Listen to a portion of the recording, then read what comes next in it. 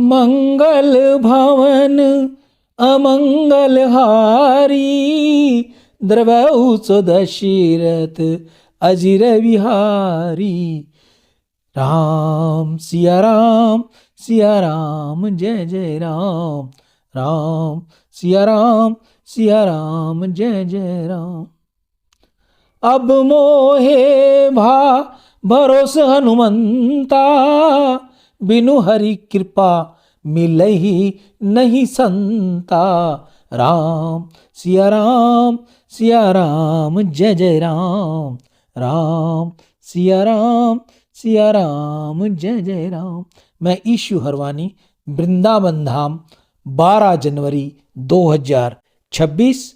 मैं आपको एकनाथ महाराज के भावार्थ रामायण से कुछ शब्द सुना रहा हूँ। धनुर्विद्या का प्रभाव। श्री राम को धनुर्विद्या का ज्ञान प्राप्त हुआ।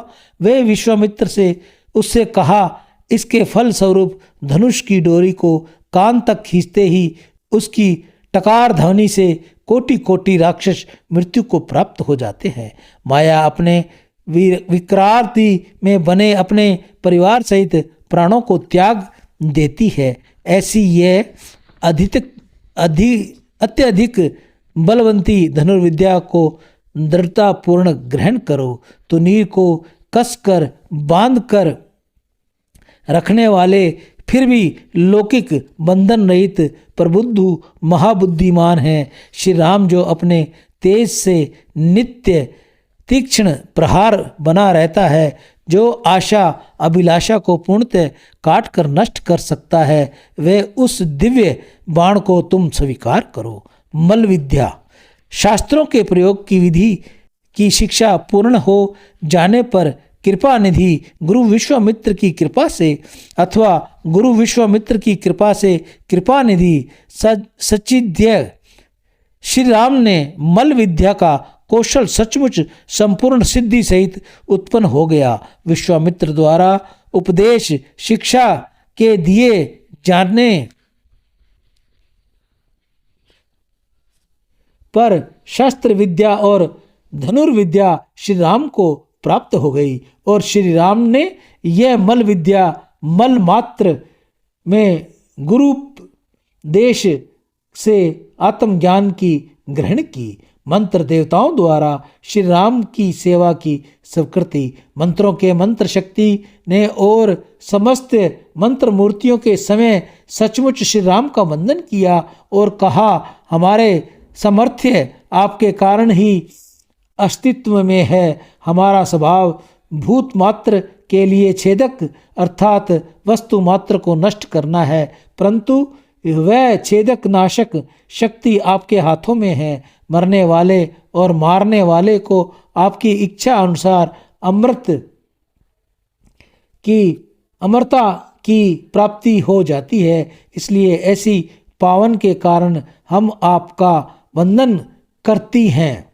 आप अधर्म का धर्म विरुद्ध आचरण करने वाले का निर्दलन करते हैं, आपके धर्म का प्रतिपालन करते हैं, अपने धर्म कर्तव्य का निर्वाह करने वाले का पालन करते हैं। हमें वही कीर्ति प्राप्त हो जाती है। वस्तुतः वह सब आपके कारण ही पावन हो जाता है, अथवा इससे आपके हाथों में आपके वश में रहने से हम पावन हैं। आपके द्वारा हम हाथों से लिए जाते ही हम आपकी ख्याति के प्रभाव में पावन हो जाती हैं।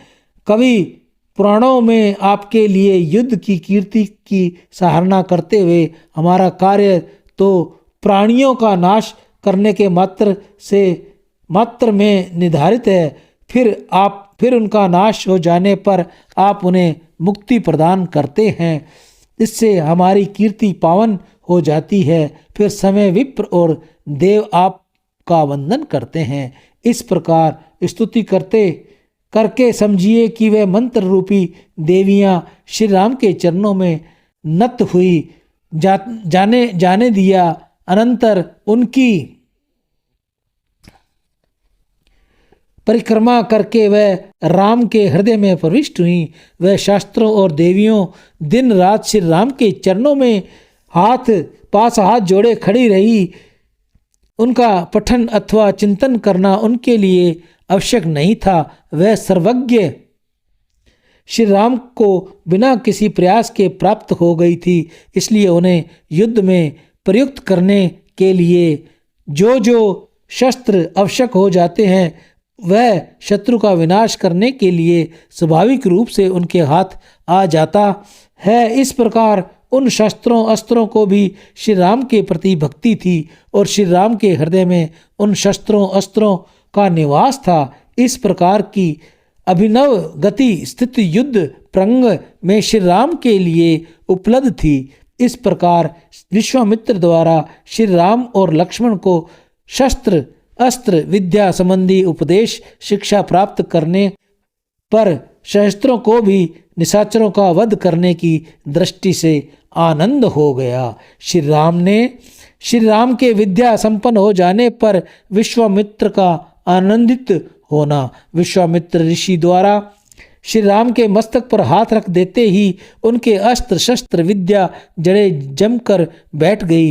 इससे वह ऋषि सचमुच उल्लास को प्राप्त हुए और समय आत्मिक आनंद के साथ नाचने लगे। शिष्य के हृदय में विद्या के जमकर बैठ जाने पर गुरु को आनंद की अनुभूति हुई। यह बात शब्दातिक रूप से समझ में नहीं आ सकती। वस्तुतः यहाँ तो ज्ञानोपदेश की अनुकम कसौटी है।